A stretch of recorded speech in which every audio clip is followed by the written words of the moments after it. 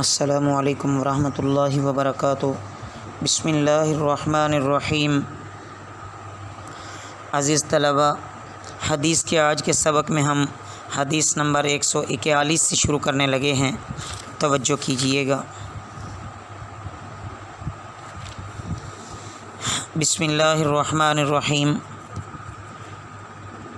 عن نبیشۃ الحذلی رضی اللہ تعالی عنہ قال قال رسول اللہ صلی اللہ علیہ وسلم ایام التشریق ایام اکل و شرب و ذکر اللہ۔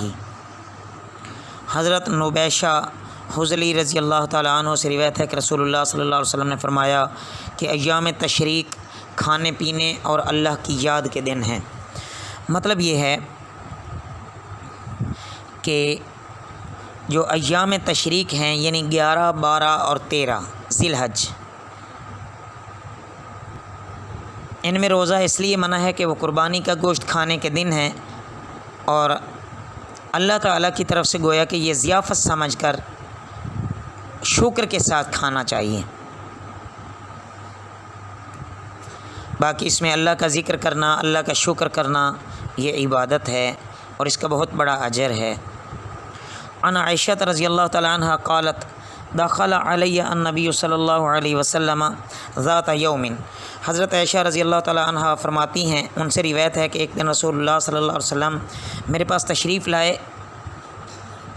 فقال، پس فرمایا، هل عندکم شیء، کیا تمہارے ہاں کھانے کے لیے کچھ ہے؟ فقلنا، ہم نے عرض کیا، لا، نہیں۔ قال، آپ صلی اللہ علیہ وسلم نے فرمایا، فإنی اذن صائم ثم اتانا یوما آخر۔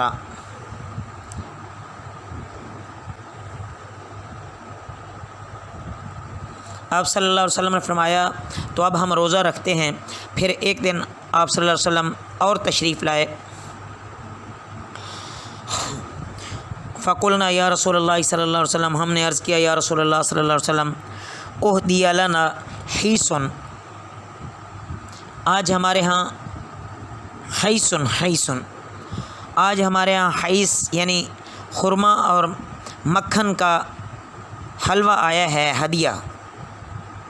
فقال ارینیہ، آپ صلی اللہ علیہ وسلم نے فرمایا، دکھاؤ۔ فلقد اصبحت صائما فاکل، آج ہم نے روزے کی نیت کر لی تھی، پھر آپ صلی اللہ علیہ وسلم نے اس میں سے نوش فرمایا اور روزہ نہیں رکھا۔ عزیز طلبہ، اس حدیث سے دو باتیں معلوم ہوئیں۔ ایک یہ کہ نفلی روزے کی نیت دن میں بھی کسی بھی وقت کی جا سکتی ہے، اور دوسرا یہ کہ نفلی روزے کی نیت کر لینے کے بعد اگر رائے بدل جائے تو اس کو توڑا بھی جا سکتا ہے۔ عن ام ہانی رضی اللہ تعالی عنہ قالت لما کان یوم الفتح، فتح مکہ تھا، جاءت فاطمہ، تو حضرت ام ہانی بنت ابی طالب رضی اللہ تعالیٰ عنہ سے روایت ہے کہ فتح مکہ کے بعد حضرت فاطمہ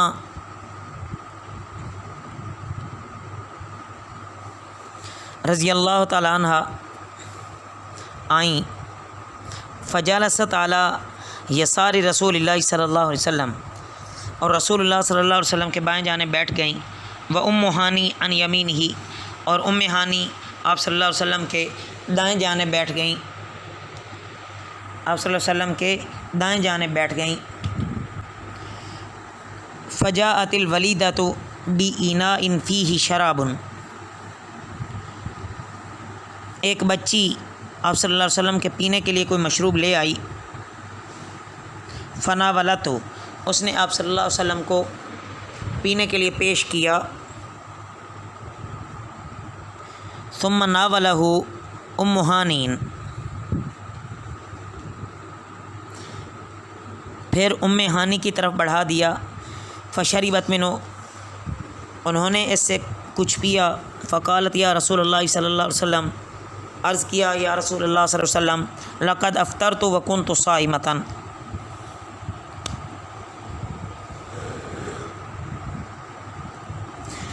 یا رسول اللہ صلی اللہ علیہ وسلم، میں روزے سے تھی اور میں نے یہ پی کر روزہ توڑ دیا۔ فقال لها اکنتی تکزین شیئا، آپ صلی اللہ علیہ وسلم نے فرمایا تم اس روزے کے ذریعے کسی فرض یا واجب کو ادا کرنا چاہتی تھیں؟ قالت لا، انہوں نے عرض کیا نہیں۔ قال، آپ صلی اللہ علیہ وسلم نے فرمایا فلا یضرک ان کان تطوعا، اگر نفلی تھا تو پھر کچھ مضائقہ نہیں ہے، اگر نفلی تھا تو پھر اس میں کچھ مضائقہ نہیں ہے۔ مطلب یہ ہے عزیز طلباء، نفل روزہ رکھنے کو اختیار ہے، چاہے تو روزہ پورا کرے اور کسی وجہ سے توڑنا چاہے تو توڑ دے۔ ابھی یہ مزید بات آگے آئے گی۔ ان عائشہ رضی اللہ تعالی عنہ قالت کنت انا وحفصۃ صائمتین، حضرت عائشہ رضی اللہ تعالی عنہ سے روایت ہے کہ عرض کرتی ہیں کہ میں اور حفصہ رضی اللہ تعالی عنہما روزے سے تھیں۔ فعرض لنا طعام، ہمارے لیے کھانا پیش کیا گیا، اشتہیناہ، ہمیں اس کی چاہت ہوئی، فاکلنا منہ، ہم نے اسے کھا لیا۔ فقالت حفصہ رضی اللہ تعالیٰ عنہ نے فرمایا، عرض کیا یا رسول اللہ صلی اللہ علیہ وسلم انا کننا صائمتین، بے شک ہم روزے سے تھیں۔ فعرض لنا طعام، ہمارے لیے کھانا پیش کیا گیا، اشتہیناہ، ہمیں اس کی چاہت ہوئی، فاکلنا منہ، ہم نے اسے کھا لیا۔ قال اقضی یا یومن آخر مکانہ، آپ صلی اللہ علیہ وسلم نے فرمایا کہ اس کی جگہ کسی دن قضا رکھ لو۔ مطلب یہ عزیز طلباء، اس حدیث سے معلوم ہوا کہ نفلی روزہ توڑ دینے کی صورت میں اس کی قضا کے طور پر روزہ رکھنا چاہیے۔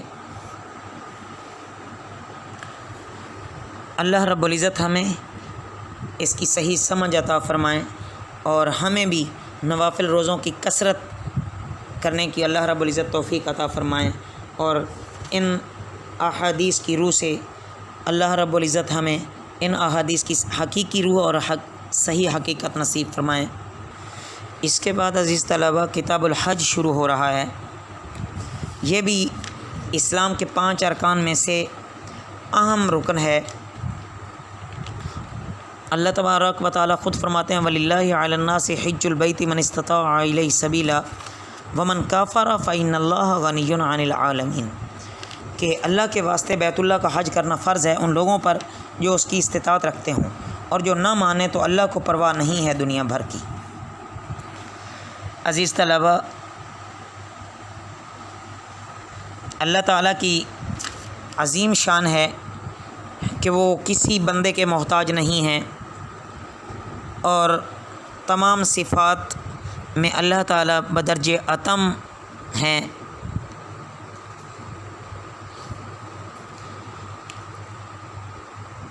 اللہ رب العزت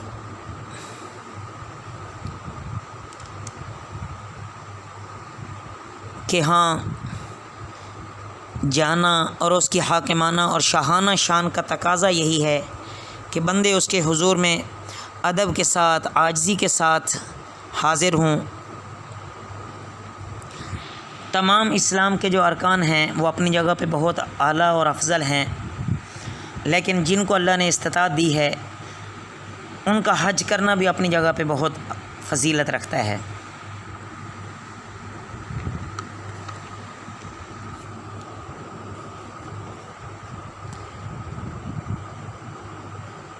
حج اللہ رب العزت سے محبت کا ایک عجیب ہی نقشہ پیش کرتا ہے کہ سلے ہوئے کپڑوں کی بجائے ایک کفن نما لباس پہننا، ننگے سر رہنا، حجامت نہ بنوانا، ناخن نہ ترشوانا، بالوں میں کنگھا نہ کرنا، تیل نہ لگانا، خوشبو کا استعمال نہیں کرنا، میل کچیل سے جسم کی صفائی نہ کرنا، چیخ چیخ کے لبیک لبیک کہنا، بیت اللہ کے گرد چکر لگانا، اس کے ایک گوشے میں لگے سیاہ پتھر جس کو حجر اسود کہتے ہیں اس کو چومنا، اس کے در و دیوار سے لپٹنا، آہوزاری کرنا، پھر صفا مروہ کے پھیرے لگانا، پھر مکہ شہر سے بھی نکل جانا اور مینا اور کبھی عرفات کبھی مزدلفہ کے صحراؤں میں جا پڑنا، پھر جمرات پہ بار بار کنکریاں مارنا، یہ سارے اعمال عزیز طلبہ وہ ہیں جو محبت کے دیوانوں سے سرزد ہوا کرتے ہیں۔ تو اللہ تعالیٰ کو حضرت ابراہیم علیہ السلام کی جو انہوں نے عشق میں آ کے یہ ادائیں کیں، وہ اتنی پسند آئیں کہ اپنے دربار کی خاص اور خاص حاضری حج اور عمرے کے ارکان اور مناسک ان کو ہی قرار دے دیا۔ انہی سب کے مجموعے کا نام گویا کہ حج ہے۔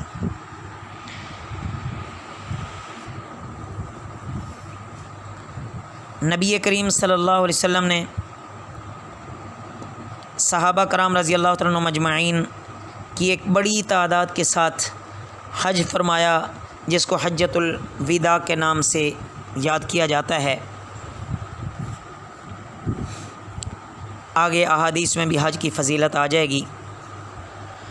دیکھیں، عن ابی ہریرہ رضی اللہ تعالی عنہ قال خطبنا رسول اللہ صلی اللہ علیہ وسلم، حضرت ابو ہریرہ رضی اللہ تعالیٰ عنہ سے روایت ہے کہ رسول اللہ صلی اللہ علیہ وسلم نے ایک دن خطبہ فرمایا۔ فقال، آپ صلی اللہ علیہ وسلم نے فرمایا، یا ایھا الناس، اے لوگو، قد فرض علیکم الحج فحجوا، تم پر حج فرض کر دیا گیا ہے، لہٰذا اس کو ادا کرنے کی فکر کرو۔ فقال رجل، ایک آدمی نے عرض کیا، اکل عام، کیا ہر سال یا رسول اللہ صلی اللہ علیہ وسلم؟ اکل عام، کیا ہر سال حج فرض کر دیا گیا ہے یا رسول اللہ صلی اللہ علیہ وسلم؟ فسکت، آپ صلی اللہ علیہ وسلم خاموش رہے، حتیٰ قالها ثلاثا، اس نے اسی بات کو 3 دفعہ کہا۔ فقال، آپ صلی اللہ علیہ وسلم نے فرمایا، لو قلت، اگر میں کہتا نعم، کہ جی ہاں پورا سال، لوجبت، البتہ وہ واجب ہو جاتا، ولم استطعتم، اور جب بھی تم طاقت رکھتے ہو، ثم قال، پھر فرمایا، ذرونی ما ترکتکم،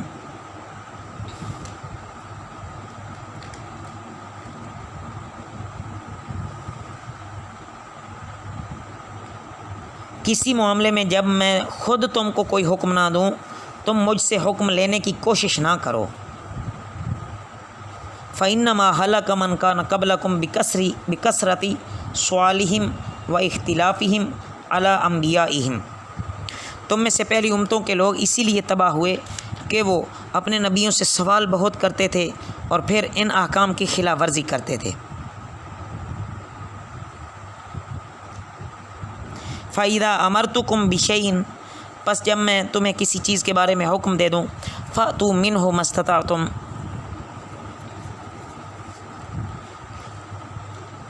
جہاں تک تم سے ہو سکے اس کی تعمیل کرو۔ وَإِذَا نَهَيْتُكُمْ عَنْ شَيْءٍ فَدَعُوهُ، اور جب میں تم کو کسی چیز سے منع کر دوں تو اس کو چھوڑ دو۔ عزیز طلبہ، اس میں آپ صلی اللہ علیہ وسلم نے واضح فرمایا کہ کسی چیز کے بارے میں بار بار سوال نہیں کرنا چاہیے، بس ایک اصولی سی بات ہے کہ جب میں تم کو کسی چیز کا حکم کروں اس کو مان لو، اور جب جتنی تم میں طاقت ہو اور جس چیز سے منع کروں اس سے رک جاؤ۔ شریعت کے مزاج میں سختی اور تنگی نہیں ہے بلکہ سہولت اور وسعت ہے، تو اس لیے اب نبی کریم صلی اللہ علیہ وسلم کے جتنے فرامین ہم تک پہنچے ہم کوشش کریں اس پر عمل کرنے کی۔